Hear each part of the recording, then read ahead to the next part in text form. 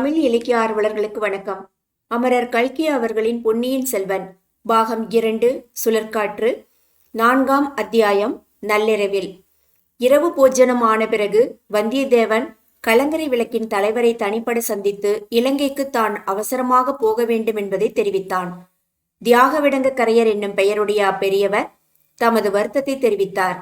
இந்த கரையோரத்தில் எத்தனையோ பெரிய படகுகளும் சிறிய படகுகளும் ஒரு காலத்தில் இருந்தன. அவையெல்லாம் இப்போது சேதுக்கரைக்கு போய்விட்டன. இலங்கையில் உள்ள நமது சைன்யத்தின் உதவிக்காகத்தான் போயிருக்கின்றன. எனக்கு சொந்தமாக 2 படகுகள் உண்டு. அவற்றில் ஒன்றில் நேற்று வந்த 2 மனிதர்களை ஏற்றிக்கொண்டு என் மகன் போயிருக்கிறான். அவன் எப்போது திரும்பி வருவான் என்று தெரியாது. என்ன செய்யட்டும் என்றார். அந்த மனிதர்கள் யார்? அவர்கள் ஒரு மாதிரி ஆட்கள் என்று தங்கள் குமாரி கூறினாளே. ஆமாம், அவர்களை கண்டால் எனக்கும் பிடிக்கவில்லைதான். அவர்கள் யார் என்பதும் தெரியவில்லை, எதற்காக போகிறார்கள் என்பதும் தெரியவில்லை. பழுவேட்டரையரின் பணிலட்சணை அவர்களிடம் இருந்தது.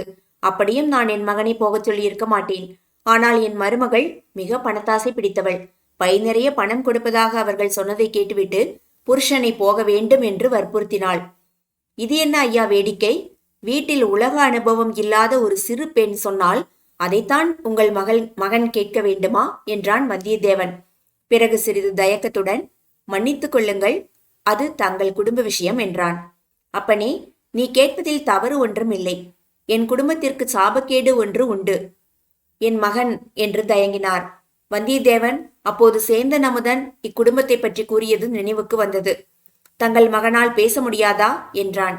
ஆம், உனக்கு எப்படி தெரிந்தது என்றார் பெரியவர். சேந்தன் அமுதனையும் அவன் தாயாரையும் அவர்கள் வீட்டில் தான் தங்கியிருந்ததையும் பற்றி வந்தியத்தேவன் அவரிடம் கூறினான். ஆஹா, அந்த ஆள் நீதானா? உன்னை பற்றி செய்தி இங்கே முன்னமே வந்துவிட்டது. உன்னை நாடெங்கும் தேடுகிறார்களாமே. இருக்கலாம், அதை பற்றி எனக்கு தெரியாது. நீ ஏன் இலங்கைக்கு அவசரமாக போக விரும்புகிறாய் என்று இப்போது எனக்கு தெரிகிறது. பெரியவரே, தாங்கள் நினைப்பது சரியல்ல. என் உயிரை காப்பாற்றிக் கொள்வதற்காக மட்டும் நான் இலங்கைக்கு போகவில்லை. அங்கேயுள்ள ஒருவருக்கு மிக முக்கியமான ஓலை ஒன்று கொண்டு போகிறேன். தாங்கள் வேண்டுமானால் அதை பார்க்கலாம். தேவையில்லை. இளைய பிராட்டி உன்னை பற்றி எழுதியிருப்பதே எனக்கு போதும். ஆனால் இச்சமயம் நீ கேட்கும் உதவி என்னால் செய்ய முடியவில்லையே. இன்னொரு படகு இருப்பதாக சொன்னீர்களே. படகு இருக்கிறது, தள்ளுவதற்கு ஆள் இல்லை. நீயும் உன்னுடைய சிநேகிதனும் தள்ளிக்கொண்டு போவதாயிருந்தால் தருகிறேன். எங்கள் இருவருக்கும் படகு ஓட்ட தெரியாது. எனக்கு தண்ணீர் என்றாலே கொஞ்சம் பயம். அதிலும் கடல் என்றால். படகு ஓட்ட தெரிந்தாலும் அனுபவம் இல்லாதவர்கள் கடலில் படகு ஓட்ட முடியாது. கடலில் கொஞ்ச தூரம் போய்விட்டால் கரை மறைந்துவிடும். அப்புறம் திசை தெரியாமல் திண்டாட வேண்டி வரும். என்னுடன் வந்தவனை நான் அழைத்து போவதற்கும் இல்லை. அவனை மூலிகை சேகரிப்பதற்காக இங்கே விட்டு போக வேண்டும். ஏதாவது ஒரு வழி சொல்லி நீங்கள்தான் உதவி செய்ய வேண்டும். ஒரு வழி இருக்கிறது. அது எளிதில் நடக்கக்கூடியதன்று. நீயும் முயற்சி செய்து பார். அதிர்ஷ்டம் உன் பக்கம் இருந்தால். நான் என்ன செய்ய வேண்டும்? பெரியவரே, சொன்னால் கட்டாயம் செய்கிறேன் என்றான் வந்தியத்தேவன். இந்த பகுதியிலேயே பூங்குழலியைப் போல் சாமர்த்தியமாக படகு தள்ள தெரிந்தவர்கள் வேறு யாரும் இல்லை. இலங்கைக்கு எத்தனையோ தடவை போய் வந்திருக்கிறாள். அவளிடம் நான் சொல்லுகிறேன், நீயும் கேட்டுப்பார்.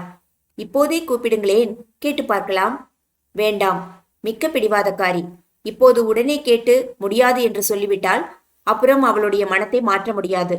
நாளைக்கு நல்ல சமயம் நோக்கி அவளிடம் நான் சொல்லுகிறேன். நீயும் தனியே பார்த்து கேள். இவ்விதம் தியாகவிடங்கக்கரையர் கூறிவிட்டு கலங்கரை விளக்கை நோக்கி சென்றார். அவருடைய வீட்டு திண்ணையில் வந்தியத்தேவன் படுத்தான். அவனுடன் வந்த வைத்தியர் மகன் முன்னமே தூங்கி போய்விட்டான். வந்தியத்தேவனுக்கு நீண்ட பிரயாணம் செய்த களைப்பினால் தூக்கம் கண்ணை சுழற்றி கொண்டு வந்தது. விரைவில் தூங்கி போனான். திடீரென்று தூக்கம் கலைந்தது. கதவு திறக்கும் ஓசை கேட்டது. களைத்து மூடியிருந்த கண்ணிமைகளை கஷ்டப்பட்டு வந்தியத்தேவன் திறந்து பார்த்தான். ஓர் உருவம் வீட்டிற்குள்ளே இருந்து வெளியேறி சென்றது தெரிந்தது. மேலும் கவனமாக பார்த்தான். அது ஒரு பெண்ணின் உருவம் என்று கண்டான். கலங்கரை விளக்கின் வெளிச்சம் அந்த உருவத்தின் மேல் விழுந்தது.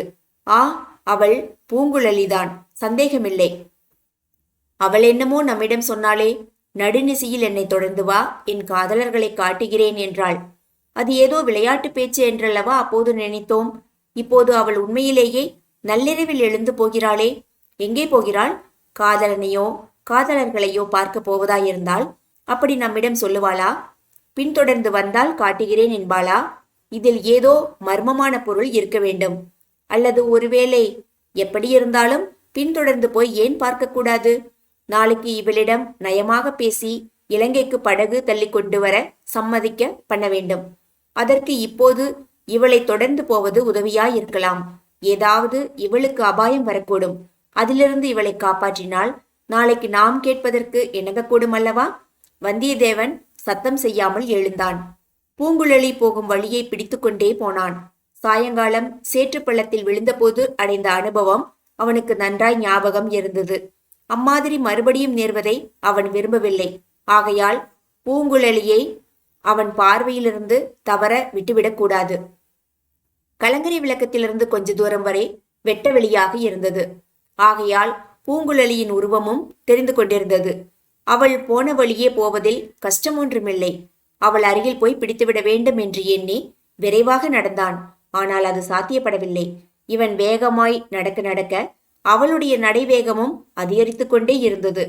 இவன் பின்தொடர்ந்து வருவதை அவள் கவனித்ததாகவே தெரியவில்லை. திறந்த வெளியை கடந்ததும் காடு அடர்ந்த மேட்டுப்பாங்கான பூமி வந்தது.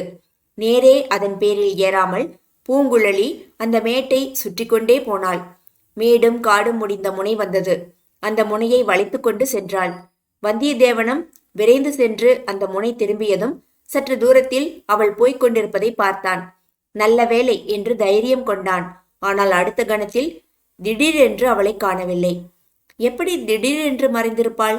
இது என்ன மாயமா, மந்திரமா? அங்கே ஏதாவது பள்ளம் இருந்திருக்குமோ?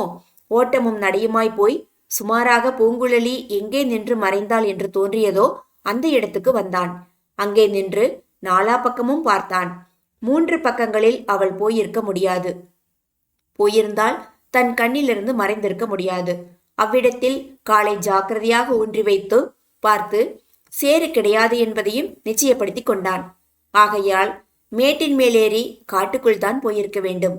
இன்னும் கொஞ்சம் முற்று பார்த்ததில் குத்துச்செடிகள் அடர்ந்த அந்த மேட்டில் ஏறுவதற்கு ஒற்றையடி பாதை ஒன்று இருப்பது தெரிய வந்தது. வந்தியத்தேவன் அதில் ஏறினான். ஏறும்போது திக் திக் என்று அடித்து கொண்டது. அங்கே கலங்கரை விளக்கின் மங்கிய வெளிச்சமும் வரவில்லை. மாலை பிறை முன்னமேயே கடலில் மூழ்கி மறைந்துவிட்டது. மினுமினுத்த நட்சத்திரங்களின் வெளிச்சத்திலே வழியையும் கொஞ்ச தூரத்துக்கு அப்பால் காணவில்லை. குத்துச்செடிகளும் குட்டை மரங்களும் பயங்கர வடிவங்களை பெற்றன. அவற்றின் நிழல்கள் கரிய பேய்களாக மாறின. செடிகளின் இலைகள் ஆடிய போது நிழல்களும் அசைந்தன. ஒவ்வொரு அசைவும் வந்தியத்தேவனுடைய நெஞ்சை அசைத்தது. அந்த கரிய இருளிலும் நிழலிலும் எங்கே என்ன அபாயம் காத்திருக்கிறது என்று யார் கண்டது? விஷ ஜந்துக்கள், கொடிய விலங்குகள் பதுங்கியிருந்து பாயலாம். அபாயம் மேலிருந்து வரலாம், பக்கங்களிலிருந்தும் வரலாம், பின்னாலிருந்தும் வரலாம். அடடா, இது என்ன? இங்கே வந்து அகப்பட்டு கொண்டோம்.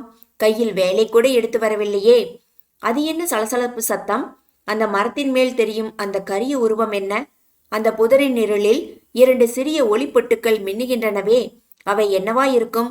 வந்தியத்தேவனுடைய கால்கள் அவனை அறியாமல் நடுங்கின. சரி சரி, இங்கே என்ன நமக்கு வேலை? எதற்காக இங்கு வந்தோம்? என்ன அறிவீனம்? உடனே இறங்கி போய்விட வேண்டியதுதான். இறங்கலாம் என்று எண்ணி திரும்ப எத்தனித்த தருணத்தில் ஒரு குரல் கேட்டது. நெஞ்சை பிளக்கும் குரல், பெண்ணின் குரல். ஒரு விம்மல் சத்தம். பிறகு இந்த பாடல்: அலைகடலும் ஓய்ந்திருக்க அகக்கடல் தான் பொங்குவதேன், நிலமகளும் துயிலுகையில் நெஞ்சகந்தான் விம்முவதேன். வந்தியத்தேவன் அம்மேட்டிலிருந்து கீழே இறங்கி செல்லும் யோசனையை விட்டுவிட்டான். குரல் வந்த இடம் நோக்கி மேலே ஏறினான். விரைவில் மேட்டின் உச்சி தெரிந்தது. அங்கே அவள் நின்று கொண்டிருந்தாள். பூங்குழலிதான் பாடியது. அவள்தான். வானத்தில் சுடர்விட்ட நட்சத்திரங்களை பார்த்து கொண்டு பாடினாள். அந்த விண்மீன்களையே அவளுடைய பாட்டை கேட்கும் ரசிக மகாசபையாக நினைத்து கொண்டு பாடினாள் போலும். நட்சத்திரங்களில் ஒன்று தூமகேது. அதிலிருந்து கிளம்பிய கதிரின் கத்தை நீண்ட தூரம் விசிறி போல் விரிந்து படர்ந்திருந்தது. மேட்டின் உச்சியில் அப்பெண்ணின் நிழல் வடிவமும் அவளுடைய குரலும் கீதமும் வானத்தில் தூமகேதுவும் சேர்ந்து வந்தியத்தேவனை தன் பயம் இழக்கச் செய்தன. அவனுடைய கால்கள் அவனை உச்சி மேட்டில் கொண்டு போய் சேர்த்தன. பூங்குழலிக்கு எதிரில் நேருக்கு நேராக அவன் நின்றான். அவளுக்கு பின்னால் வெகு தொலைவு என்று காணப்பட்ட இடத்தில் கலங்கரை விளக்கின் சிவந்த ஒளி தோன்றியது. அதையொட்டி விரிந்த கடல் பறந்து கிடந்தது. கடலுக்கு எல்லையிட்டு வரையறுத்தது போல் வெள்ளிய அலைக்கோடு நீண்டு வளைந்து சென்றது.